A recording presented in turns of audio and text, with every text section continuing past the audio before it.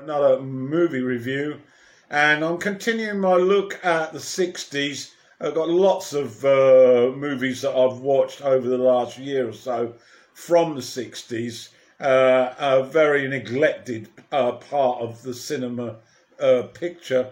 And this is The Sundowners, and it's from 1960, screenplay by Isabel Lennart from a novel by John Cleary, produced and directed by Fred Zimmerman. And in the cast, in the lead role is Deborah Kerr. She plays Ida Kamadi. Her husband Paddy is played by Robert Mitchum.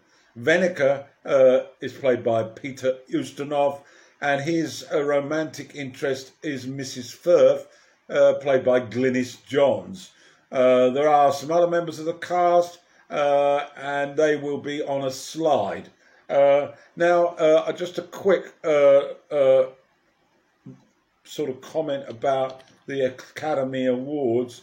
This movie received Best Picture nomination and also Best Actress in a Leading Role for Deborah Kerr and for Glynis Johns in the supporting role. Cinnamon got a Best Director nomination, and it also got the Writing Screenplay nomination. At the Globes got a nomination for Director, and at the BAFTAs, once again, Best Actress nomination for Deborah Kerr, and also for Best British Film. So clearly a highly successful movie. Let's get on to the details of the plot.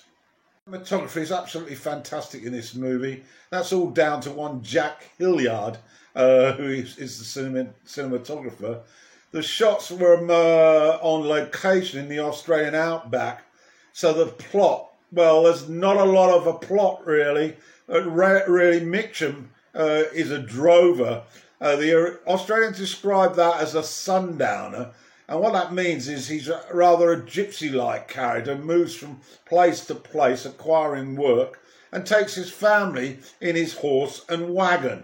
And they bed down with tents in a variety of places when they secure work. He loves the outdoor life, he doesn't want to settle down, and that's his lifestyle. He completes his job and celebrates it by having a serious drink and a sing-along in local bars, and he loves the nomadic lifestyle.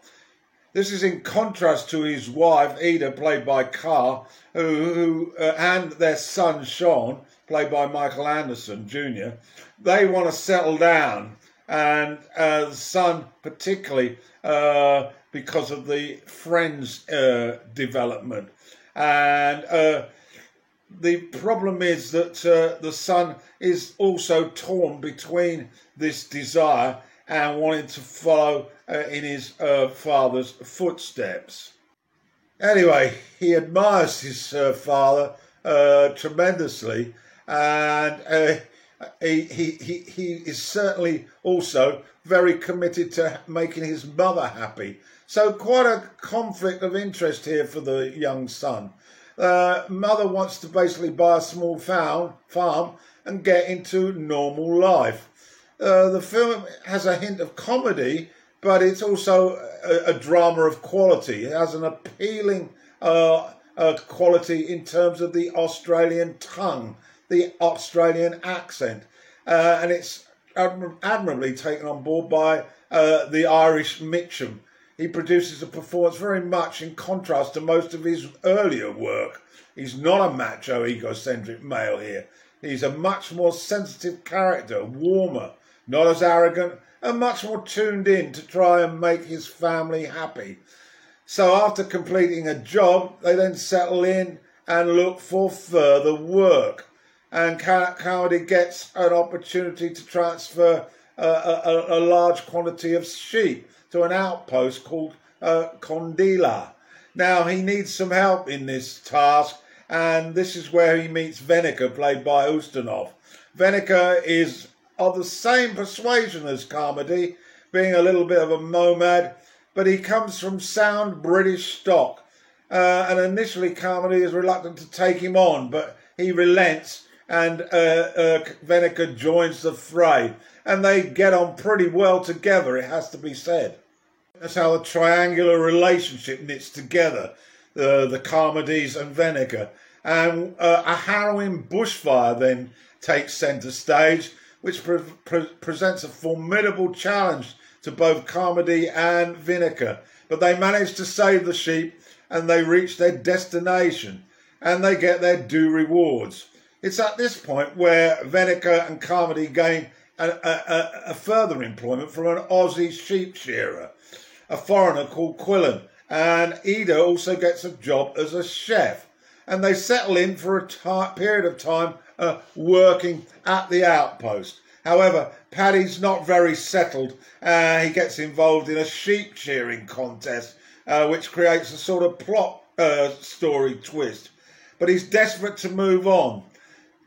Me witnessing the sheep shearing brought back some great memories I had when I was in New Zealand, witnessing some sheep shearing as part of a sort of cowboy style show. It's quite a skill, I can tell you, and we get lots of opportunities to witness that here. The issue about settling, the film has a definite warmth about it. I really felt a sense that I believed in these characters. They were real people with real day-to-day issues. They are particularly full of interesting stories. The day-to-day stuff is delivered excellently through the photography, and we see Carmody's weakness for gambling. The local game at the outpost is called Two Up, which is basically flicking a coin and choosing heads or tails. On this occasion, Carmody gets a good run, and he ends up winning a horse. The family then start to race this horse, and initially it's quite successful. And Ida starts to get a view of the future, possibly, by trying to save the money to buy that farm that she desperately wants. However, Paddy's luck turns sour as he loses it all in a gambling spree, and so they're back to square one. But nevertheless, the general sense of well-being, contentment and happiness is followed throughout the film. It really quite a gentle sort of movie. Many people might consider it to be boring, but I felt that the characters plus the great cinematography elevated it to 5-star territory. So I thoroughly enjoyed it, and I'm sure you will do too. So that's my review of The Sundowners, released in 1960.